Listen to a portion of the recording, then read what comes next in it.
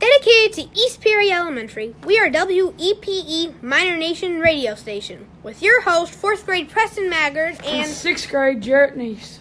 Tonight we will have our first literature reading night with Jarrett Neace reading The Night Before Christmas. A visit from St. Nicholas, more commonly known as The Night Before Christmas, a poem first published anonymously in 1823.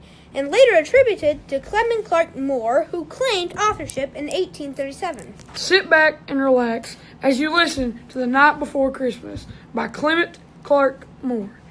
'Twas the night before Christmas, when all through the house not a creature was stirring, not even a mouse. The stockings were hung by the chimney with care, in hopes that St. Nicholas would soon be there. The children were nestled all snug in their beds, while visions of sugar plums danced in their heads. And Mama in her kerchief and I in my cap had just settled down for a long winter's nap. When out on the lawn there arose such a clatter, I sprang out of my bed to see what was the matter. Away to the window I flew like a flash, tore open the shutters and threw up the sash.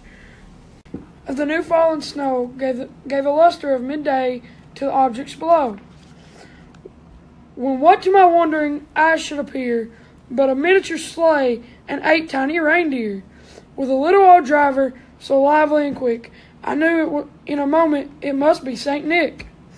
More rapid the eagle, his coursers they came, and he whistled and shouted and called by their name. Now Dasher, now Dancer, now Prancer and Vixen, on Comet, on Cupid, on Donner and Blitzen, to the top of the porch, to the top of the wall. Now dash away all. And dry leaves that before the wild hurricane fly, when the meet with an obstacle mount to the sky.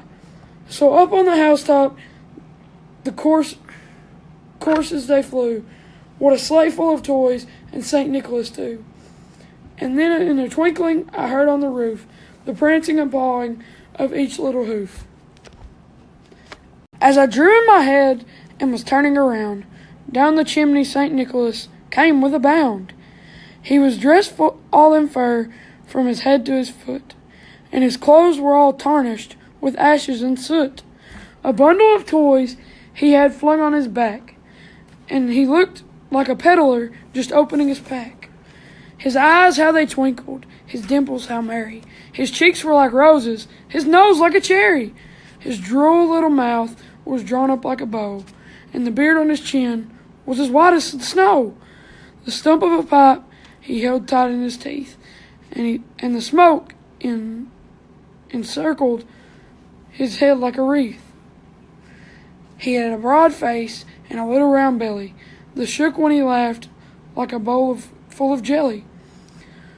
When he's chubby and plump and right jolly old elf, and I laughed when I saw him, in spite of myself. A wink of his eye and a twist of his head soon gave me to know I had nothing to dread. He spoke not a word, but straight to his work, and filled all the stockings, then turned with a jerk, and laying his finger aside of his nose, and giving a nod up the chimney he rose. He sprang to his sleigh, to his team gave a whistle, and away they all flew like down of a thistle. But I heard him exclaim as he drove out of sight, Happy Christmas to all, and to all a good night. Thank you for listening to WEPE. Happy Tuesday to all, and to all a good night.